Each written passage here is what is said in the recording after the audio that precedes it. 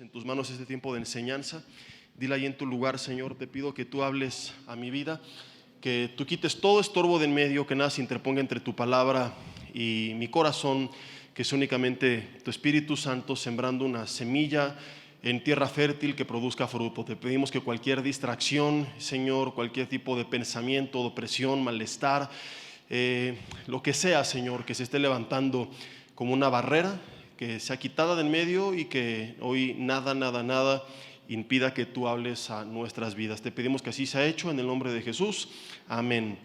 Y bueno, tuvimos el jueves un evento bien bonito aquí con las mujeres. ¿Cuántas vinieron a este brunch del Día de Acción de Gracias?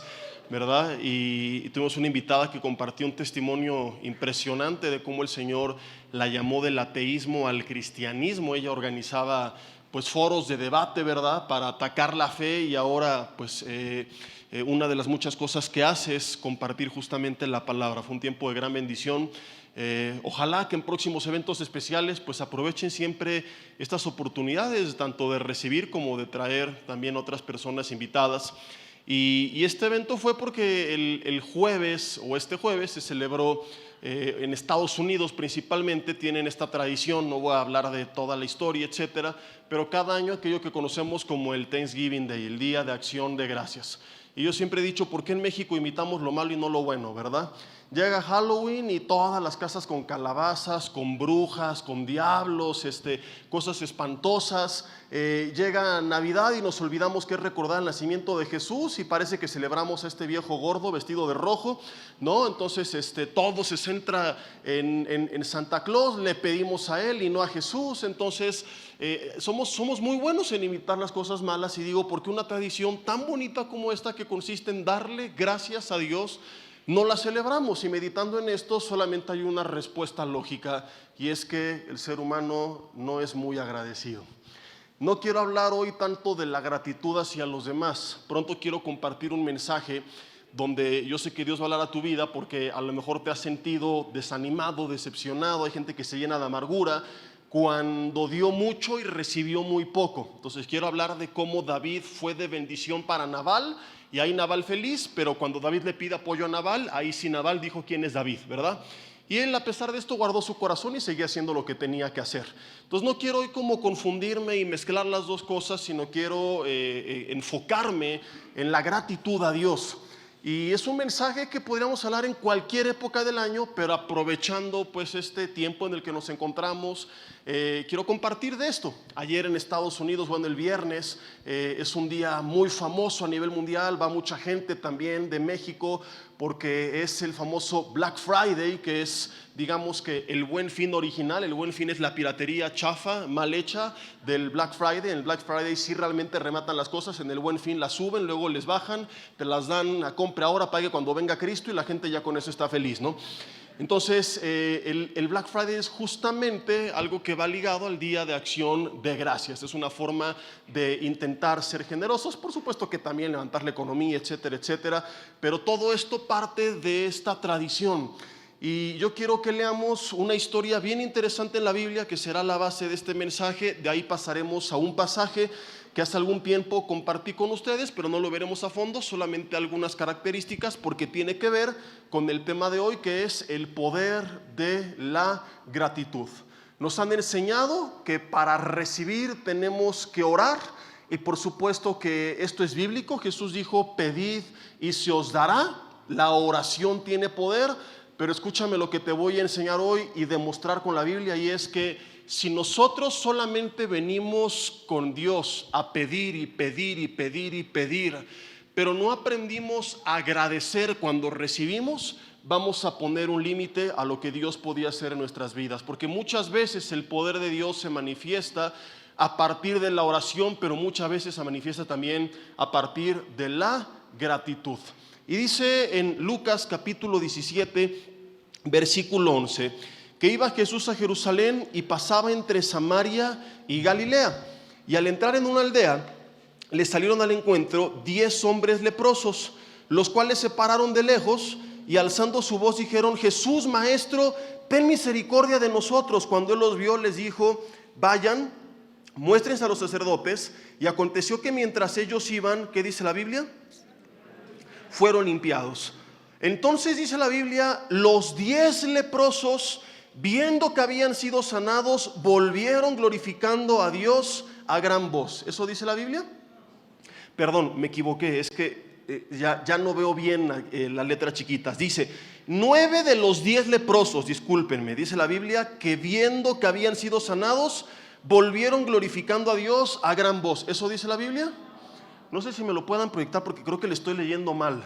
Dice, entonces, qué triste historia.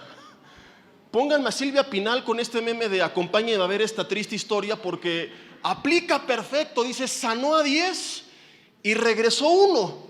Volvió uno de los 10 glorificando a Dios a gran voz y se postró rostro en tierra a sus pies dándole gracias. ¿Dándole qué? Gracias. ¿Qué necesitaba, lo digo entre comillas, después de haber sido sanado este hombre de Jesús? Lo que él necesitaba ya había sido suplido. Los otros 9, al ver suplida su necesidad, se apartaron de Jesús. Solo uno de los 10 regresó, ya no para pedir, sino para agradecer. A mí me alarma pensar que esta estadística sigue aplicando para la congregación y que solo el 10% es agradecida. Viéndolo fríamente y no aplicándolo a la congregación constante, sino a la gente que algún día llegó a acercarse a Dios, creo que la estadística es mayor todavía. Creo que es menos del 10% la población que es agradecida con Dios. ¿En qué me baso para esto? En que yo veo que mucha gente que entra, no solo por estas puertas, sino que ha estado en la iglesia a lo largo de los años necesitando algo de Dios, una vez que lo reciben, se apartan por completo para nunca más volver a buscarle.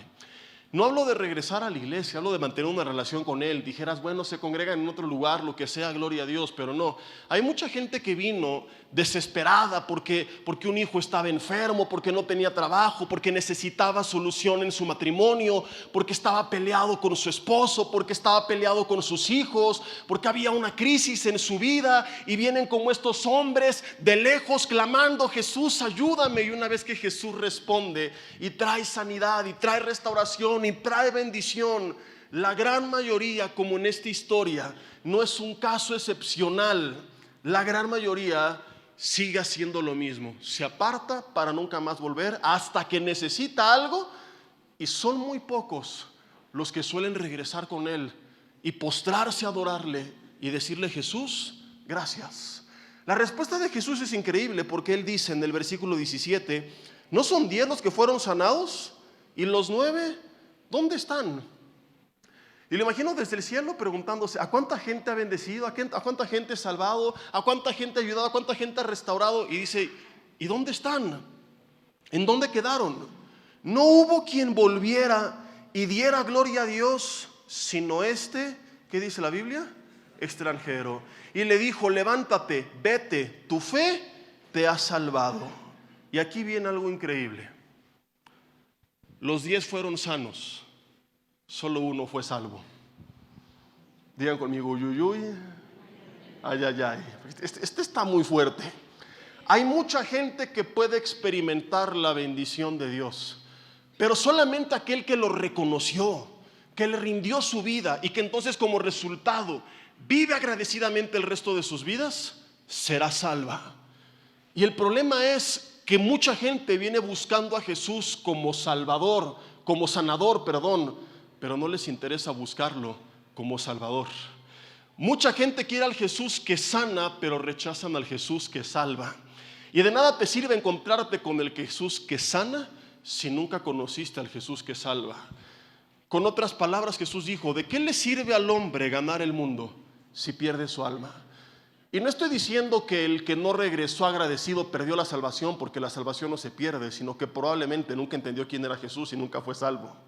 Cuando una persona entiende quién es Jesús y le rindió su vida y le reconoció como Señor y Salvador, va a volver como este hombre permanentemente agradecido, rendido, a decirle, Jesús, gracias. Te quiero anunciar, te quiero servir, te quiero conocer, te quiero amar, porque no solamente eres el que me sanó, eres también el que me salvó. regresa únicamente este hombre de estos 10 y me hace preguntarme cuánta gente no hay que ha entrado por las puertas de la iglesia, que ha escuchado la palabra de Dios, que ha visto la bendición de Dios en sus vidas, que ha experimentado de la gracia de Dios, del favor de Dios, del consejo de Dios, del poder de Dios, pero que no ha conocido a Dios.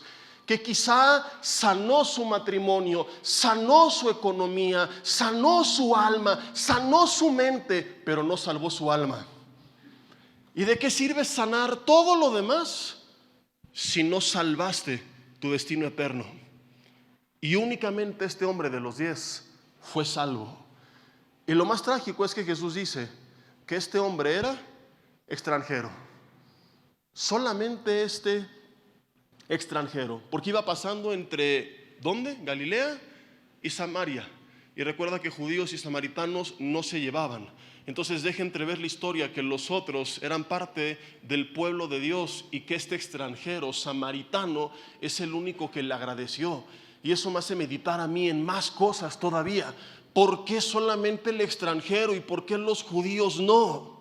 Y bueno, Jesús en otra ocasión dijo algo bien importante que creo que tenemos que considerar, y es que Él recordó que no hay profeta sin honra, sin reconocimiento, sin que se le dé estima, precio, valor, sino en su propia tierra y en su casa. Entonces probablemente los demás dijeron, este es de mi nación, ¿verdad? Este es mi compadre, es mi vecino, y únicamente fue el extranjero, el que no lo conocía, el que regresó a darle gracias. Y vuelvo a preguntarme si será un caso excepcional o si también nos enseñará alguna estadística.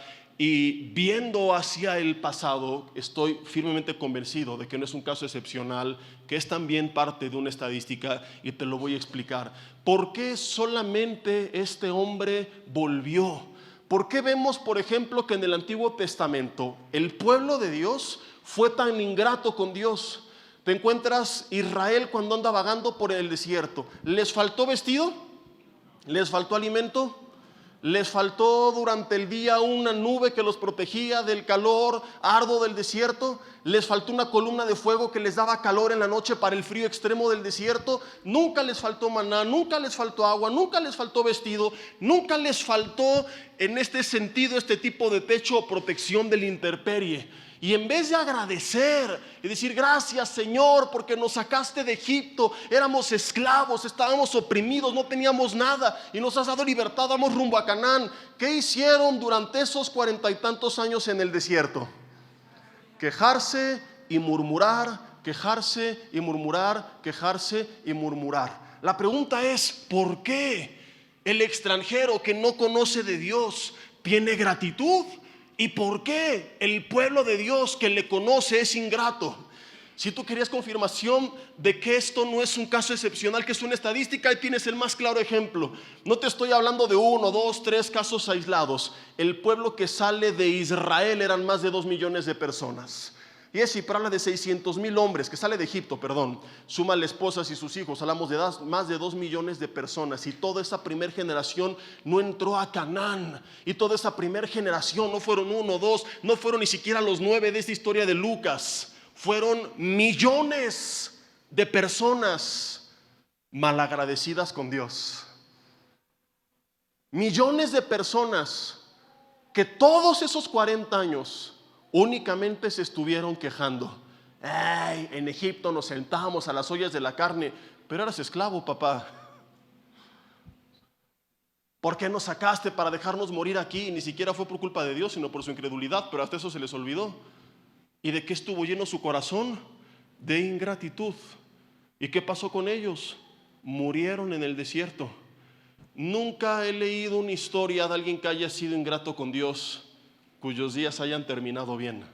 Y no es porque Dios diga, no fuiste agradecido, no te bendigo, aleluya, sino que la ingratitud va de la mano con la falta de contentamiento, va de la mano con la amargura, y todo esto empieza a contaminarnos internamente y empieza a afectar de mucha forma nuestras vidas. Por eso es que hay poder en la gratitud. ¿Sabías tú? Compartía esto ayer en otro mensaje totalmente distinto, pero hablando de la correlación que hay entre el estado espiritual, emocional y el físico, que hoy médicos Y la primera vez que escuché esto a mí me sorprendió, luego lo escuché otra vez y cada vez es más común. Hermanos que están en diferentes tratamientos alternativos para cáncer, médicos seculares no cristianos, además de la terapia, les han dicho que tienen que hacer 3 cosas. La primera de ellas, un inventario de cuánta gente los ha lastimado, herido desde que eran niños hasta la actualidad y perdonarlos. Porque la amargura envenena el cuerpo, el odio, el resentimiento no ayuda para nada a tu recuperación. Número 2, que practiquen alguna actividad que los haga estar relajados. Les dicen, haz yoga, lo que sea, ellos dicen que yoga, yo voy a orar, yo soy cristiano, lo que quieras, pero tienes que buscar algo que te haga estar en paz. No puedes estar todo el día estresado pensando las cuentas, los pagos. Tienes que descansar, tienes que estar en paz. Número 3, tener una actitud de gratitud todos los días. Levantarte, como decía el rey David, hace poco lo veíamos, este es el día que hizo el Señor, me voy a alegrar y me voy a gozar en él. Pero ¿qué hacemos? Nos levantamos a veces con falta de gratitud, quejándonos de todo y de todos, ¿cierto o falso? Y no le agradecemos a Dios y nos empezamos a envenenar y nos empezamos a amargar y nos empezamos a contaminar. Ahora, ¿por qué esta estadística tan trágica? Un extranjero le da gracias y 2 millones de personas vivieron quejándose, siendo que eran el pueblo de Dios. La respuesta es muy sencilla. El pueblo de Dios de repente se le olvida la realidad de las cosas que voy a explicar y piensa que por ser el pueblo de Dios son merecedores de las bendiciones de Dios. Y cuando Dios, según su perspectiva, no los bendice, le reclaman porque creen que está obligado a hacerlo. Trasladando esto a la iglesia en la actualidad, ¿qué es lo que sucede? Que mucha gente dentro del cuerpo de Cristo piensa que como ahora soy cristiano, Señor, fui el domingo a la iglesia, leí la Biblia, oré, hice buenas obras, ofrendé, estás obligado a bendecirme. Porque es lo que predica el pseudoevangelio humanista de hoy en día. Pacta con Dios, Dios te bendice. Una bola de manipulaciones. Entonces la gente viene a Cristo con esta idea, viéndolo como si fuera un banco en el que yo invierto y tengo que retirar en cierto tiempo los intereses de lo que sembré. Entonces hay gente que empieza a acercarse a Dios ya no con humildad, ya no oran y dicen, Dios, te pido por favor y creo que lo puedes hacer y si es tu voluntad, gracias porque lo harás. Ahora la oración en el siglo XXI, en gran parte del cristianismo, consiste en ordenarle a Dios lo que tiene que hacer. Ya no es te pido, ahora es decreto, ordeno, establezco, arrebato. Llegamos al extremo absurdo hace algunos años, que una cantante famosa públicamente orando por otro cantante enfermo de cáncer, voltea al cielo y orando por él dice, y no recibiremos un no por respuesta. Fue para mí el fondo más bajo que pudo haber tocado la iglesia, y no por ella, sino por cómo respondió la congregación. Porque si yo estoy ahí, me paro y le digo, vieja loca, y me salgo y me voy. Ay, Jesse, a lo mejor no lo hubiera dicho, pero sí lo hubiera pensado. ¿Qué tal que sus becerros de oro me apedrean, verdad? Pero lo que fue increíble es que miles de personas en ese lugar, en vez de indignarse, en vez de tener un celo de Dios y decir, ¿qué le pasa a esta mujer? Mándela al psicólogo, al psiquiatra, a ver si está bien de la cabeza. A lo mejor se cayó cuando era bebé, su mamá la tiró de la cama o algo por el estilo. Tiene un tornillo que se le zafó, porque esto no es normal. ¿Cómo se te ocurre golpear con el creador del universo, el Dios soberano, sabio, cuyos pensamientos son mejores que los tuyos, cuya voluntad es mejor que la tuya? Y decirle, y no recibiré un no por respuesta. Y los ángeles en el cielo, ¡oíla! ¿Y qué hizo la gente? Enardecida aplaudió. Y ni porque meses después este hombre falleció, la gente cambió su actitud. Y seguimos acercándonos, entre comillas, a Dios de la misma manera. Ahora, cuando Dios no responde lo que queríamos, ¿qué hacen muchos? Se enojan con Dios. Fíjate, me ha tocado ver mucha gente que entra, Señor, si tú haces esto en mi vida y si tú me sanas, yo te prometo que te voy a servir, que te voy a amar y buscar. Cuando alguien ora así, yo digo, haga lo que haga el Señor, esta persona en cuestión de meses va a estar apartado. Si Dios le responde, porque como estos hombres, se va a olvidar que lo necesita, porque solamente está viniendo por una necesidad. Y si Dios no le responde, se va a apartar enojada en contra de Dios. Sea como sea, se van a olvidar que Él existe. O sea, hay mucha gente así que se cree merecedora. Te decía hace rato, como ya fui el domingo, ya leí, ya oré, Señor, merezco tu bendición. ¿Cómo que no sanaste a mi hijo? ¿No que eras poderoso? Yo que soy tu hijo. ¿Cuántas veces hemos dicho esto? ¿Por qué a mí, Señor? Y la pregunta es, ¿qué merecíamos de parte de Dios? ¿Merecíamos algo? Estoy preguntando en serio y espero escuchar su respuesta. ¿Merecíamos algo de parte de Dios? ¿Qué merecíamos? Están equivocados todos. Y desde ahí está mal. Una de las más grandes herejías que se predica en la iglesia actual es que no merecíamos nada, sí merecíamos algo, el infierno.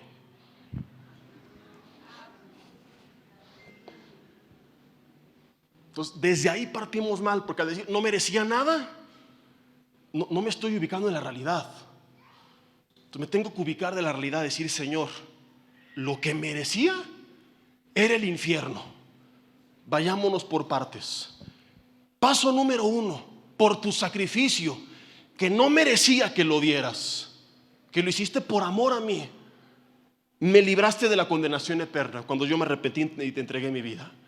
Pero Dios pudo haber dicho, mira, te libro del infierno y cuando mueras aniquilo tu alma, y yo le hubiera dicho, ¿dónde firmo? No, o sea, ser libre del infierno es un buen negocio, ¿estamos de acuerdo? Aunque no te prometa nada más, ya con eso es ganancia. Con no ser atormentado ya la hiciste. Pero además dijo, mira, al trato le voy a añadir que no solo es libre del infierno, además te voy a dar la vida eterna en el cielo. Señor, ¿dónde firmo? Ya, este está buenísimo. ¿Quién es el abogado que está haciendo este trato? Yo lo quiero contratar porque ¿qué negocio me acaba de sacar? Me libró del infierno y me dio el cielo. No he terminado. El abogado sigue estableciendo los términos. No vas a ir al cielo como esclavo, vas a ir como hijo, como heredero, como coheredero. No te va a dar chamba ahí de, pues ni modo, pero ya aquí estoy en el cielo, no. Sino te va a ser reyes y sacerdotes, reinaremos con Él. Vamos a sojuzgar la tierra juntamente con Él, como era el plan desde el original, desde el huerto del Edén. Señor, ¿dónde te firmo? No he terminado el trato. Dios pudo haber dicho, ya te libré del infierno, te di el cielo bajo estas condiciones. En la tierra hay que te vaya como te vaya. Ahora sí que como dice el meme, haya sido como haya sido, pues ya llegué al cielo.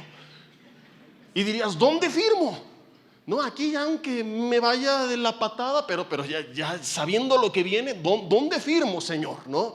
Porque vale la pena lo que viene después. No he terminado. En la tierra te voy a dar mi presencia.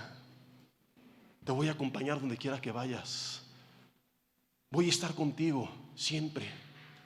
Te voy a dar dones, talentos, un llamado, un propósito, una familia. No serás huérfano, yo seré tu padre. Tendrás el poder de mi espíritu, mi compañía, mis promesas. La certeza que no todo será color de rosa, pero sí que a través de todo obraré para bien. La certeza que habrá adversidad, pero esa adversidad tiene un propósito y no es en vano. Cuando tú ves todo esto y dices, ¿y quién negoció esto? Tu abogado, Jesucristo. Es más que suficiente para pararte cada mañana y decir, Señor, no sé cómo vaya a ser este día, pero gracias por todo lo que ya hiciste, por todo lo que ya me diste, porque me libraste de lo que merecía y me diste más, no de lo que merecía, sino de lo que no merecía.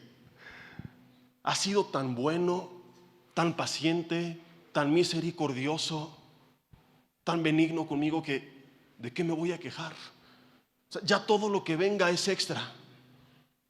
Pero si en algún momento las cosas no salen como esperaban, ¿cómo me voy a creer con el derecho de reclamarle a Dios, de enojarme con Dios, de pelearme con Dios?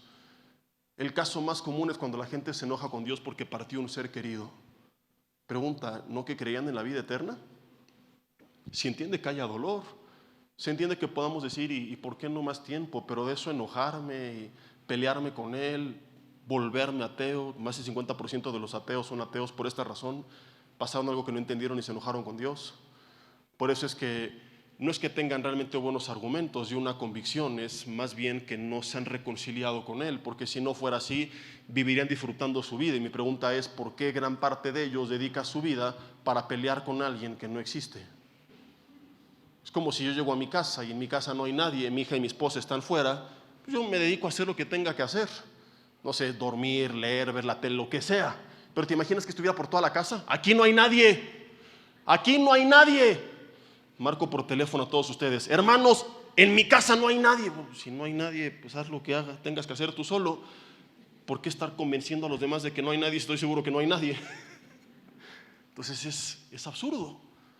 Y hay mucha gente así, que a lo mejor no se ha autodeclarado atea, pero que se ha apartado de la fe y que está amargada, que está enojada con Dios, porque pensaba que era merecedora y porque se nos olvida que no merecíamos nada bueno, en cambio sí merecíamos una sola cosa, y era la condenación eterna.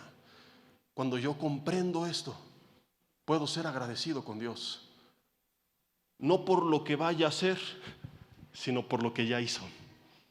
Porque yo no sé qué va o no va a hacer mañana, pero sí estoy seguro de lo que ya hizo, y lo que ya hizo es suficiente para decirle gracias cada día de mi vida.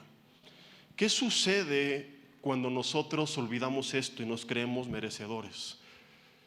Además de que hay gente que se enoja con Dios, la gente se empieza a amargar. Hay mucha gente, quiero hablar un poquito de aquellos que se empiezan a involucrar un poco más, y un caso muy común es que mucha gente se amarga dentro del ministerio.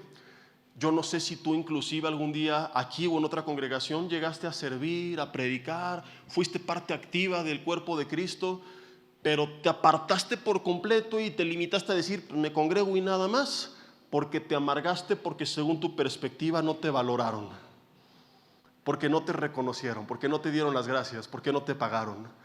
Recuerdo un hermano de Santa Fe cuando estaba la congregación que un día me dijo, Jesse, es que yo llevo años y no me pagan, y a otros sí. Le dije, ¿no te pagan? Yo pensé que eras de los mejores pagados. ¿Cómo? ¿Estás seguro que no te han pagado nada?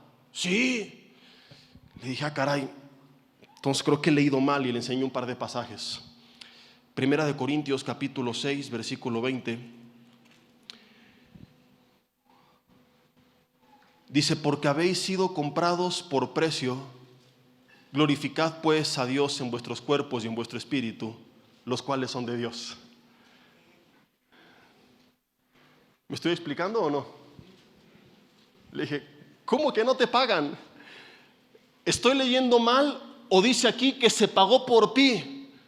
No $1,000,000, sino la sangre de Jesús derramada en la cruz del Calvario. ¿Estoy leyendo mal o dice ahí que si yo en verdad soy salvo, ahora mi cuerpo y mi espíritu le pertenecen a Dios? Le dije, mi hermano, no entiendo la amargura que hay en tu corazón. Solamente refleja que no has entendido nada, que tú crees que tu vida te pertenece. ¿Y sabes por qué no has sido promovido? Por eso, por tu ingratitud, porque Dios no va a promover a alguien con un corazón mal agradecido, porque quien piensa de esta manera está demostrando que solo sirve por un beneficio y no por gratitud. Y Dios no trata con mercenarios. Entonces, ¿por qué no me han promovido? Por eso, en la pregunta está la respuesta. Porque Dios levanta al que estaba realmente agradecido. Porque mercenarios en el mundo ya hay muchos. Porque charlatanes dentro del cuerpo de Cristo hay demasiados. Pero cuando Dios levanta y empodera genuinamente a alguien con su Espíritu Santo, es alguien con un corazón agradecido, que no va a decir voy a hacer esto para ver qué obtengo, sino que dice, Señor, voy a hacer esto porque ya me compraste a precio de sangre, porque mi espíritu te pertenece, porque mi cuerpo te pertenece. ¿Cómo no voy a hacer esto con todas mis fuerzas, con todas mis ganas, con toda mi alma? Como Jesús dijo, amar a Dios, el Señor, con todo tu corazón, con toda tu mente, con todas tus fuerzas. El segundo pasaje que le leí te lo quiero leer de la traducción NTV, y es Primera de Pedro 1:18. Y te lo quiero leer de ahí porque viene más claro que la Reina Valera. La Reina Valera dice lo mismo, pero estudiando la palabra en el original. De la manera que se traduce, no queda igual de claro, porque hay un término que se refiere a comprar y que no se traduce exactamente así. Primera de Pedro. Te lo voy a buscar en mi teléfono porque no traigo conmigo ahora la NTV. Y creo que en cabina tampoco tienen, o no sé si tengan esa versión, que es la Nueva Traducción Viviente. Y aquí está, Primera de Pedro 1, versículo 18, dice: sabiendo que fuiste rescatado. No, estoy leyendo la Reina Valera también. Ahí está. Es que la Reina Valera dice rescatado, pero fíjense aquí cómo se aclara. Dice: pues ustedes saben que Dios pagó. ¿Qué hizo Dios? Pagó un rescate para salvarlos de la vida vacía que heredaron de sus antepasados. Y no fue pagado con oro ni plata, los cuales pierden su valor, sino que fue con la preciosa sangre de Cristo, el Cordero de Dios, que no tiene pecado ni mancha. Le dije: ¿cómo que no te pagan, mi hermano? Si estoy leyendo que fuiste comprado, no con euros ni con dólares, sino con la sangre de Jesús. Con la sangre de Jesús. Cuando alguien entiende eso, no llega amargado, no me reconocen, no me valoran, dice: Señor, mira, te lo voy a poner así, no merecía ni entrar a este lugar. No me refiero al auditorio, sino a todos nosotros, comunidad, que somos el cuerpo de Cristo. No merecía ser parte de tu iglesia, parte de tu pueblo. O sea, el simple hecho de que me dejaras participar ya sería suficiente. Integrarme, y además me dejas servirte. Señor, la gente que se amarga. Yo ya debería de estar predicando con los años que tengo y me tienen todavía poniendo sillas. Un día uno me dijo: yo ya debería de ser pastor. ¿Qué pastor? Apóstol.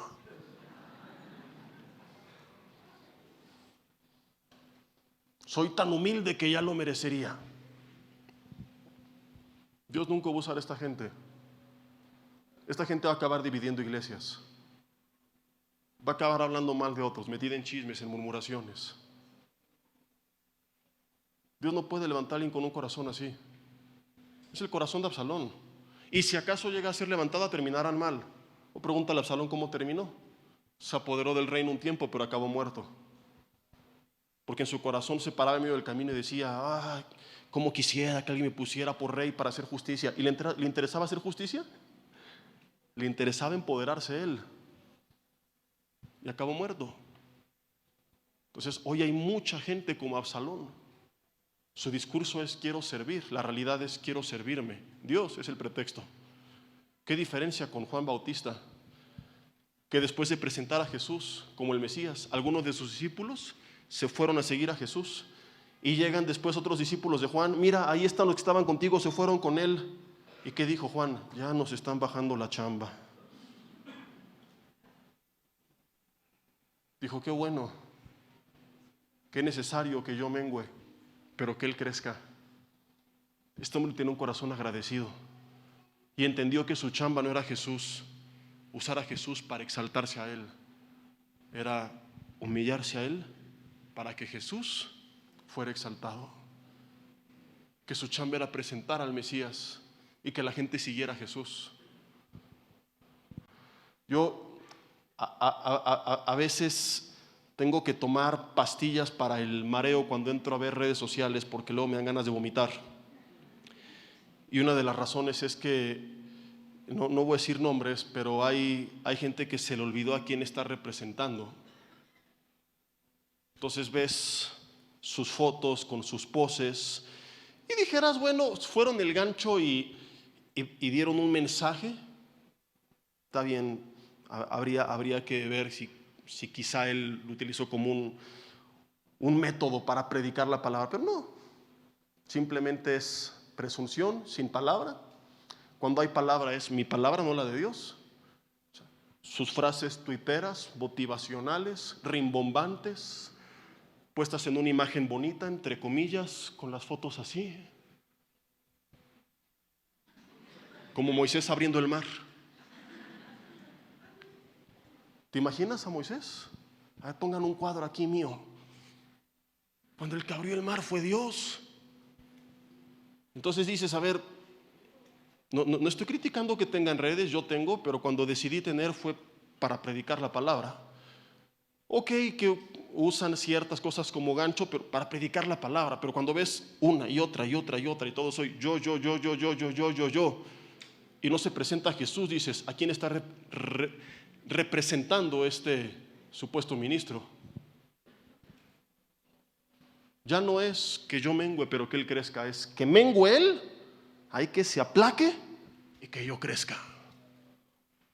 Que vean quién soy y cuántos me siguen y cuántos likes tengo para ser más famoso y más conocido. Y Jesús, no importa si lo conocen. Es una falta de gratitud. Te decía, gente que creció con esta motivación quizá pueda ser levantada temporalmente, pero su historia como Absalón no va a terminar bien. En cambio, cuando entendemos lo que vimos hace rato, Señor, no merecía nada. Lo que sea que me dejes hacer, gracias. Y si me dejaste poner sillas, gracias. Y si me dejaste predicar la palabra a 10, gracias. Y si fue a 100, gracias. Y si fue a 1000, gracias. Y si fue a 1, gracias. Y si no es a nadie, tengo el mundo entero para predicar. Y ahí está la clave que confirma que muchas veces estas personas no les interesa servir a Dios sino a sí mismas. Recuerdo el caso de un joven que un día llegó, cuando era pastor de jóvenes, hace muchos años, ahí en Metepec, y me dice, oye pastor, ¿cómo le puedo hacer para predicar? Pues abres la Biblia y predicas. No, me refiero a que yo quiero que me dé chance de predicar. No, yo te doy chance cuando quieras. ¿De veras? Sí. Dice, ¿la próxima semana puedo predicar? Cuando quieras. Entonces, no sé, tú que me conoces, quizá ya sabes que dentro de mí estaba tramando algo, ¿verdad? Pero él no me conocía. Entonces llegué el siguiente viernes y dice, ya estoy listo para predicar. Le digo, felicidades. ¿A qué hora me toca? Le digo, ¿cómo? Sí, ¿a qué hora me toca allá adentro? Le digo, ¿cómo allá adentro? Sí, pues usted me dijo que venía aquí para predicar. No, yo te dije que tú podías predicar cuando quisieras, no que aquí adentro. ¿Todos no me dejan predicar con los jóvenes? No. Vas llegando, ¿cómo te voy a dejar? Pero usted me dijo que pueda predicar. Tú puedes predicarla a quien tú quieras en la calle, cuando tú quieras. Tienes el mundo entero. ¿Quieres predicarla aquí a 120 jóvenes? Tienes miles de personas más que en el Estadio Azteca lleno en toda la ciudad de Toluca y Metepec. Súbete a los camiones, vete a las calles, vente con nosotros evangelismo. Ahí tienes el mundo entero para predicar a Cristo. No, pastor, lo que yo quiero era predicar aquí adentro. Ya te entendí. Tú no quieres predicar a Cristo, quieres predicarte a ti. Cristo es el pretexto. Porque si quisieras predicar a Cristo, predica a Cristo. Ese es el problema, que mucha gente está esperando que le dé el micrófono, pero no le predica ni al perico, ni a sus hijos, a nadie. ¿Sabes qué hice cuando quería predicar y no me dejaban predicar? Prediqué. ¿Cómo te rebelaste? No. Le presenté un plan de evangelismo a los pastores en su momento para ir a calles, hospitales, asilos, orfanatos, etcétera, etcétera. Y estuve como coordinador de evangelismo muchos años y hacíamos eventos en la González Arratia, nos íbamos a la Alameda cada sábado, a veces íbamos 10, a veces 12, éramos una iglesia de casi 2,000 personas y no eran ni el 1%, pero si yo les hubiera dicho el próximo domingo casting para predicar en el púlpito, hubiera estado atascado. Pero ven a predicar a las calles y 10, 12 es mucho, Lo menos que fueron 4 en una ocasión, el Padre, el Hijo, el Espíritu Santo y yo. O sea, me tocó ir solo también. Cuando quise predicar, prediqué. No esperé que me dieran el micrófono. El micrófono fue el resultado del otro. Hoy la gente quiere empezar al revés. Cuando hay un corazón sincero y de verdad sirves a Dios, entonces el Señor, cuando eres fiel en lo poco, te pone sobre mucho. Pero el principio bíblico es que si quieres ser puesto sobre mucho y no eres fiel en lo poco, no vas a ser puesto sobre mucho. ¿Y de dónde parte todo? De la gratitud, de entender lo que Él hizo y servirle. Quiero terminar con esta historia de Jesús. Algún día, como te dije, tengo un mensaje que se llama Solo tengo 5 panes y 2 peces, ¿ahora qué hago? Y quiero que veamos únicamente el final de esta historia, también en Lucas capítulo 9, versículo 10. Es Jesús después de haber predicado una multitud de unas 20,000 personas aproximadamente, porque ahí hay más de 5,000 hombres. Era una forma de facilitar los cálculos, sumándole esposa e hijos. Creen los estudiosos que eran unas 20,000 personas más o menos. Ya era tarde, los discípulos dicen: Jesús, dile ya que le lleguen, ya tienen hambre y nosotros también.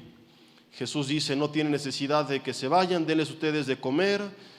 Felipe en Juan 6:7, que es el pasaje paralelo, dice: Señor, 200 denarios, ¿sabes qué es un denario?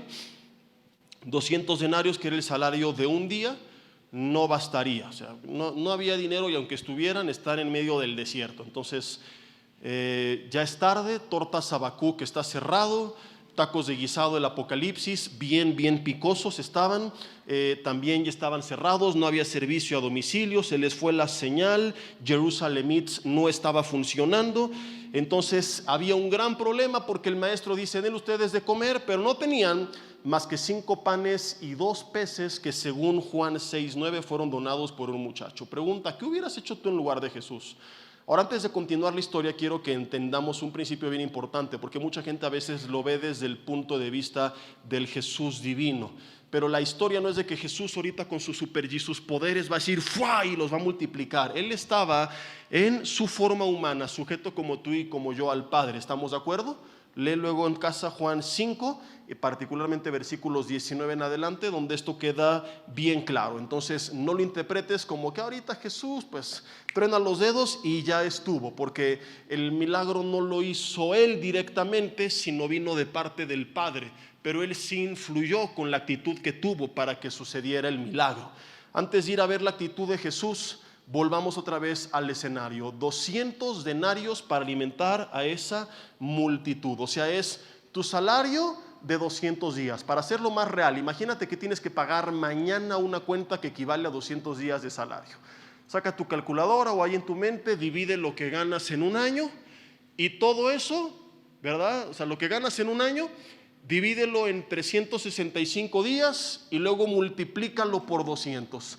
O si sabes más o menos cuánto ganas por día, multiplícalo por 200. Y ese compromiso lo tienes que cumplir mañana. Déjeme hacer yo el cálculo. A ver, si gano 800,000 mensuales entre... ¿verdad? No se crean, ni que ofrendaran tanto. 200 días de salario. Y dices, ¿y qué tenemos? 5 panes y 2 peces. No es ni un día de salario. ¿Te ha pasado eso? Un compromiso muy grande y muy pocos recursos. ¿No te pasó en el Buen Fin la semana pasada? Que decían, ay, quisiera esto, pero el presupuesto no alcanza. ¿Cuántas veces nos ha pasado esto? ¿Y qué hacemos cuando tenemos que cubrir algo y los recursos no dan? Generalmente lo que hacemos es, seamos honestos, cuando lo que tenemos no es lo que quisiéramos o lo que pensamos que necesitamos, quejarnos. Todo el día nos estamos quejando. Llegamos a la casa y nos quejamos de lo que hay de comer. Estás cocinando y te quejas de tus ollas. No son como la Royal Prestige que vende la hermana.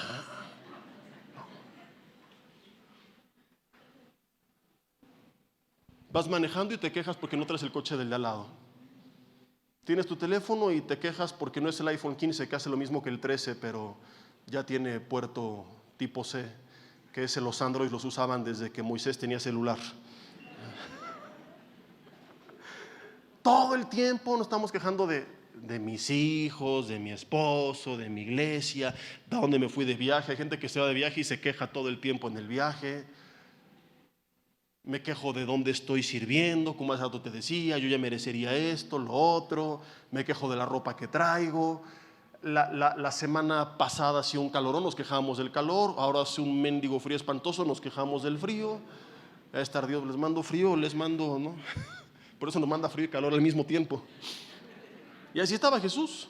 Los manda a sentarse en grupos de, no recuerdo, fueron creo que de 20 personas o de 5 en 5. El punto es que se sentaron en grupos y los discípulos han dicho, ¿y para qué los sienta en grupos? 5 panes y 2 peces y los mandó sentar en grupos. ¿Qué va a hacer Jesús? No tengo idea. ¿Qué pensarías que iba a hacer Jesús? Señor, declaramos que estos panes se multiplican. Eso no hizo Jesús. Decretamos que se convierten en langosta y alcanzan para todos y no recibiremos uno por respuesta. Es increíble. Si me pueden proyectar por favor el versículo 16. Estamos en Lucas capítulo 9. Si me pueden apoyar aquí arriba también con el teclado. Lucas capítulo 9 versículo 16. Te recomiendo mucho este mensaje de solo tengo 5 panes y 2 peces. Sobre todo está pasando tiempos difíciles, porque hablamos mucho más a fondo todo el mensaje de esta historia.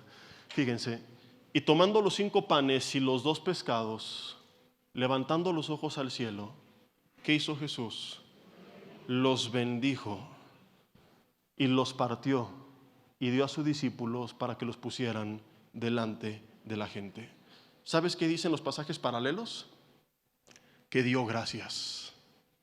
¿Sabes qué es bendecir? Hablar bien. Mucha gente cree que la maldición es como que, hago un hechizo con ancas de rana y patas de conejo y charamusca y no. Maldecir. Cuando tú le dices a tu hijo, como veíamos ahora en el seminario familiar, me tocó compartir en el tercer servicio, te recomiendo ese mensaje. Eres un tonto, eres un burro, lo estás maldiciendo. Dile que se ponga a estudiar más, sin etiquetarlo a él como persona. ¿Qué es bendecir? Es hablar bien. Imagina los panes y los peces representando aquello que tenemos en nuestras manos. Ese auto, esa casa, esa familia, esa iglesia, ese trabajo, ese negocio, eso que hay en la alacena, ese salario, ese presupuesto para ir al súper. ¿Qué estamos haciendo? Y no estoy predicando conformismo, ya y quédate, ahorita vamos a aclarar ese punto. Pero hoy por hoy, lo que tienes en tus manos, si tú vives maldiciéndolo, vas a estorbar lo que Dios puede hacer. Te dije hace rato que a veces el poder viene a través de la oración, pero a veces viene a través de la gratitud. Porque en esta historia que se multiplicaron los panes y los peces, hay algo que se cuenta muy mal. Y es que la gente dice, Jesús oró por los panes y los peces para que se multiplicaran. De ahí que incorrectamente cuando oramos por los alimentos solemos hacerlo de la siguiente manera: Señor, te damos gracias por estos alimentos, te pedimos que tú los bendigas, que los santifiques y que los multipliques. ¿Cierto o falso? Y la siguiente que oigas a alguien orar así, pregúntale, ¿de dónde sacaste esa oración? Y te va a decir, de la oración de Jesús. Pero aquí Jesús no pidió ni que los multiplicara, ni que los bendijera, ni que los santificara.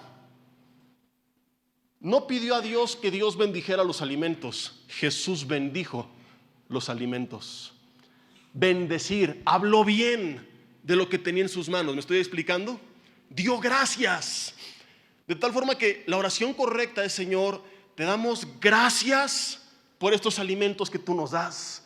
Gracias porque eres bueno y porque nunca nos ha faltado nada y porque tú siempre provees. Dios, lo que hay en la mesa lo bendecimos en el nombre de Jesús. Y cuando tú bendices lo que Dios te dio, Dios lo multiplica. Jesús no oró por la multiplicación. Jesús únicamente bendijo los alimentos. No pidió al Padre que los bendijera, no pidió al Padre que los multiplicara. Este fue el resultado de haber hablado bien. ¿Quieres ver cómo se multiplica lo que tienes? Bendice lo que tienes. Y no estoy hablando de quedarte en un estado de conformismo, que es el otro extremo.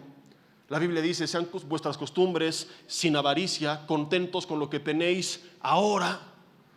O sea, si el día de mañana, como te contaba la semana pasada, Dios te da más, que bueno, pero con lo que tienes ahora, ten contentamiento y dale gracias.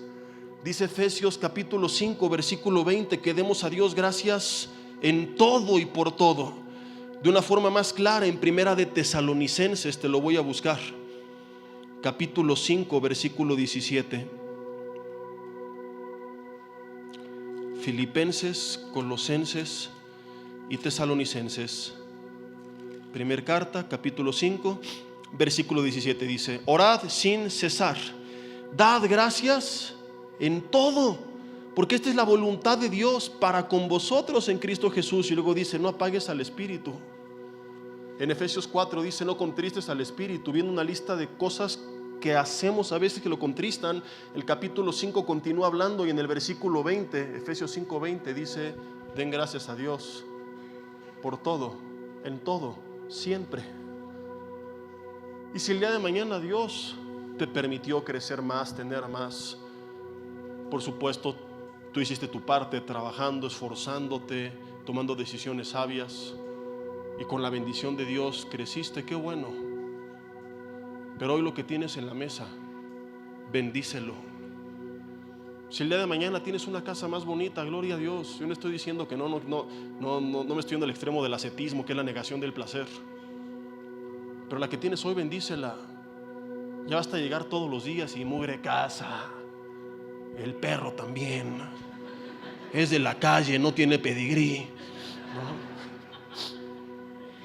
Así somos. ¿Y sabes cuál es el problema si no aprendemos a ser agradecidos con lo que tenemos?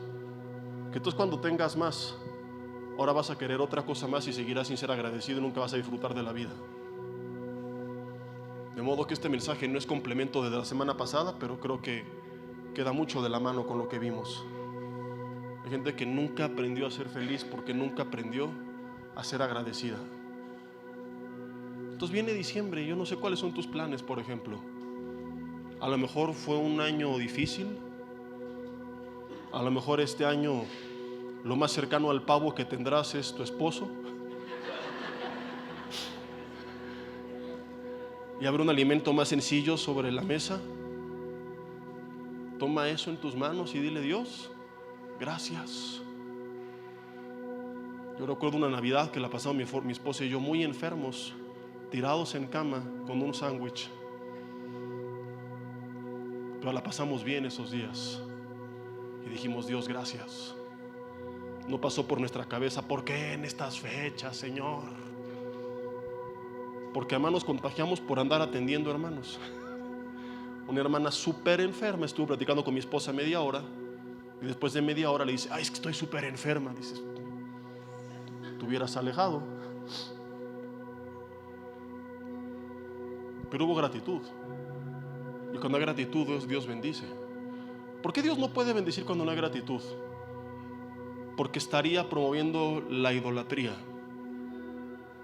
Porque si nuestra felicidad o gozo depende de lo que tenemos, entonces Dios está haciendo que nuestro corazón se incline a ello. Y no puede y no va a hacerlo. No va a ir en contra de sus principios. Cuando aprendemos a ser agradecidos, se acabaron los ídolos. Porque es cuando Él es la fuente de nuestra alegría, de nuestra paz, de nuestra esperanza. Y entonces Él sabe que puede dar más y no habrá problema, porque ya no tiene competencia. De lo contrario, te haría mucho daño. Y esto apaga su espíritu en nuestras vidas. Esto lo contrista. Y te preguntas por qué. Es muy sencillo. Imagínate que tú vas llegando de viaje y sale tu hijito, tu hijita, tu esposa o tu perro, lo que tengas en casa, y le trajiste un regalo. ¡Ay, gracias! Te abraza. ¡Wow! Te lame. Te vuelves a ir de viaje, no traes nada esta segunda ocasión. llega corriendo, papá, mamá, ¿qué me trajiste? Nada. Entonces llégale. ¿Cómo te sentirías? A mí me gusta bendecir a mi hija, pero me sentiría fatal si ella únicamente me buscara por lo que le doy y no por quien soy.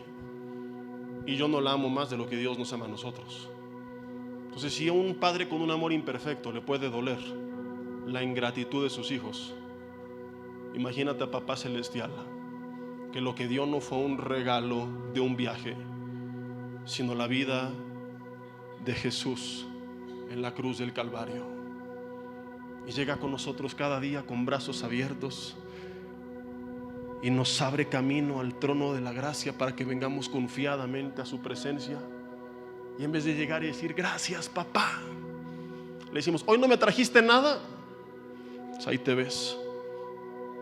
Y le abandonamos y le reprochamos y nos enojamos y terminamos hablando mal en contra de él. Eso duele al Espíritu Santo, porque no es una energía, es una persona, y lo contristamos. Apagamos ese fuego en nuestras vidas. Y como te dije al principio, los más afectados terminamos siendo tú y yo, porque Dios puede mucho sin nosotros, puede todo de hecho sin nosotros, pero nosotros no podemos nada sin Él. Así que ahí en tu lugar te invito a que cierres tus ojos. De forma simbólica, levanta una de tus manos.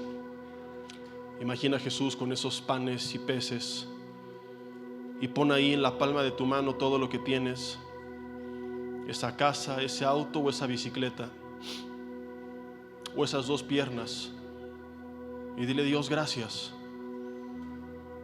A lo mejor no tengo un medio de transporte, pero tengo la fuerza para caminar, que millonarios darían todo lo que tienen por poderse poner de pie. Dile, Señor, perdóname porque en vez de pensar en todas tus bendiciones, a veces me enfoco en lo que no tengo, en lo que falta, y realmente nos has dado ya demasiado. Dile gracias por Jesús, gracias por tu perdón, gracias por amarme, por adoptarme, por darme la vida eterna, por darme tu presencia, por darme un llamado, un propósito, una identidad, una familia, por darme esperanza, por darme un futuro. Gracias por lo que tengo, gracias por todo lo bueno, y también gracias por los tiempos difíciles, porque cuando creemos que son solamente parte del proceso en el que un Dios soberano, sabio y todopoderoso está obrando a favor de los que le aman, es imposible permanecer amargado.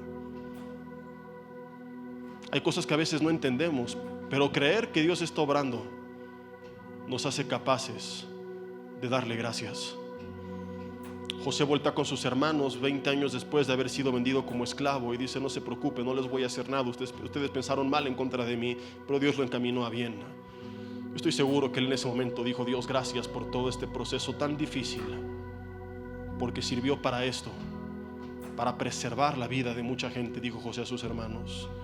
Dile, Dios, algún día voltearé para atrás y todo tendrá sentido y te daré gracias. Y mientras ese momento llega, por fe, porque tengo la certeza de lo que se espera, porque tengo la convicción de que usted está sobrando aunque no lo puedo ver, te doy gracias aún por la adversidad. Gracias por todo lo que entiendo y gracias por lo que todavía no queda muy claro. Gracias, Señor, porque aunque no llegara nada de lo que has prometido, y no será el caso, pero si fueres el extremo, Señor, lo que ya hiciste es más que suficiente. Perdóname si he sido ingrato, si me he quejado. Perdóname si me he amargado.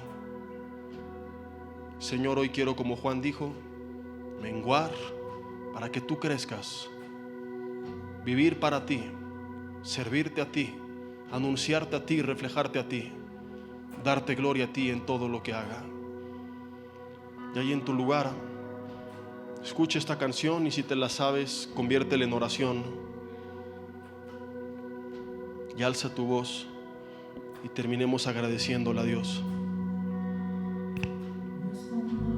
En tus brazos y me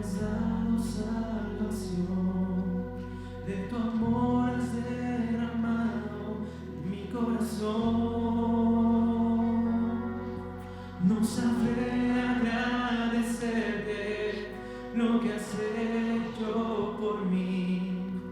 Solo puedo darte ahora mi canción.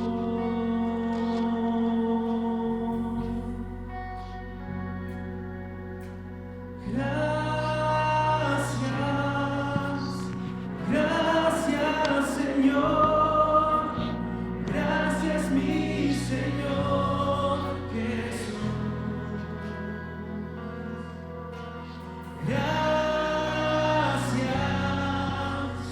Gracias Señor, gracias mi Señor Jesús, para darte las gracias. Gracias Señor, gracias mi Señor Jesús. Una vez más.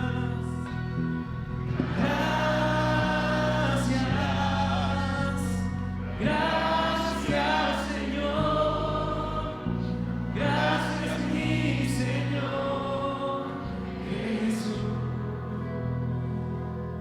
Dile: Dios, creo que puedes multiplicar los panes y los peces, pero mientras ese día llega, voy a bendecir los 5 panes y 2 peces que tengo en mis manos. Dile: Dios, bendigo lo que tú me has dado, hablo bien, gracias. Bendigo mi casa, bendigo mi familia. Si viene contigo tu familia, pon tu mano en su hombro y dile: te bendigo en el nombre de Jesús. Aunque a veces hay momentos complicados, dile: gracias Señor por sus vidas. Bendigo mi trabajo. A veces es difícil, a veces no te gusta, a veces tu jefe te cae gordo, pero dile: gracias Señor, porque hoy por hoy es la fuente a través de la cual tú me provees.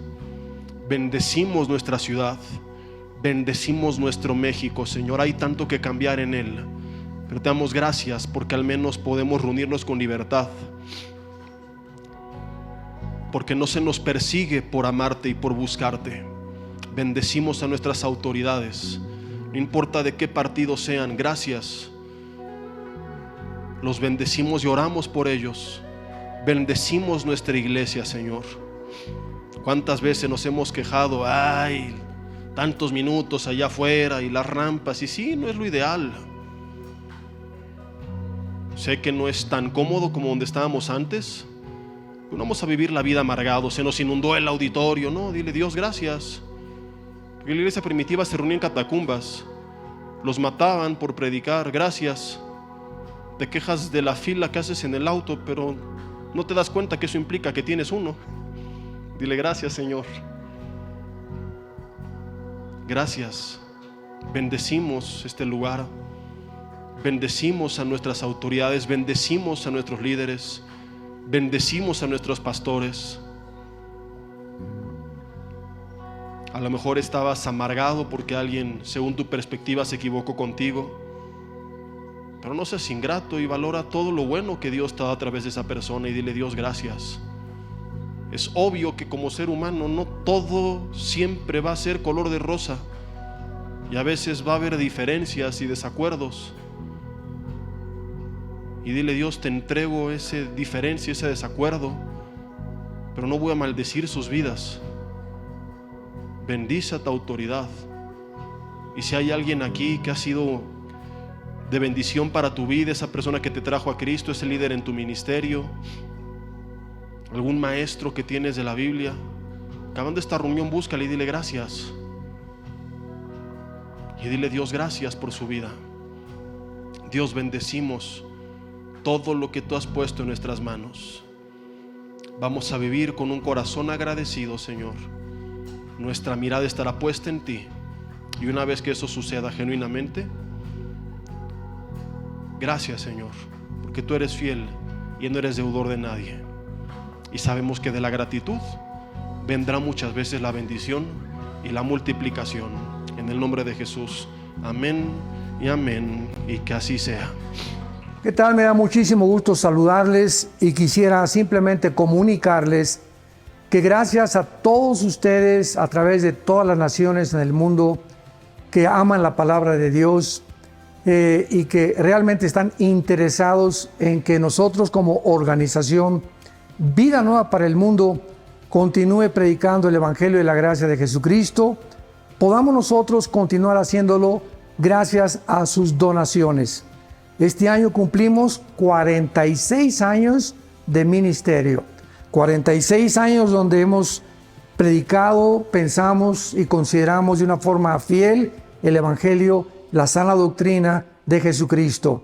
Nosotros con todas estas donaciones tenemos que sostener pastores, misioneros, obras, equipos de televisión y aún continuamos buscando la manera de poder elevar este ministerio. Hasta este momento, quiero que ustedes estén enterados, no tenemos una sola propiedad. Y así hemos trabajado durante 46 años porque le damos la importancia a la evangelización, a las misiones y también a los hombres de Dios para levantar más pastores. Le damos las gracias, que pueda Dios con su gracia tocar sus corazones y que puedan ustedes invertir